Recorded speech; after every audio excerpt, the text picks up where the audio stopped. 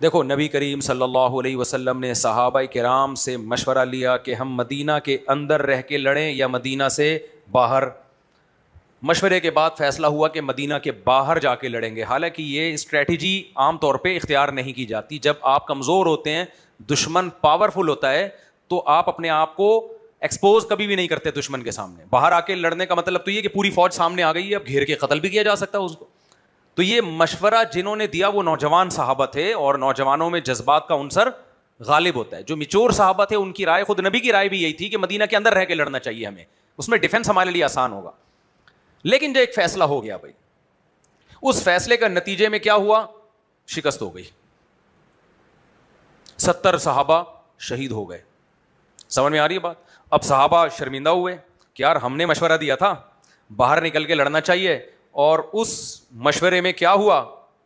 نقصان ہوا, اور نبی صلی اللہ علیہ وسلم کو ہماری وجہ سے نقصان اٹھانا پڑا. تو کیا مطلب؟ پھر قرآن آیتیں نازل کرتا کہ جن ہم لوگ ہوتے, ہم ایسے موقع پہ کیا کرتے ہیں, جن نے مشورہ دیا تھا نا, ذرا آئے لائن پہ آ جائے سارے.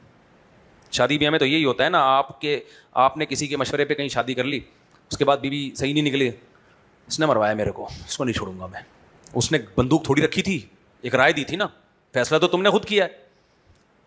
اب ہم ہوتے اس موقع پہ, جنگ کے موقع پہ ہمارا کوئی کمانڈر ہوتا, ہم تو بلا یار ادھر آ جا, لائن پہ آ جاؤ, تم نے بولا تھا نا, تم نے بولا تھا, یہ سارے اس طرف آ جائیں.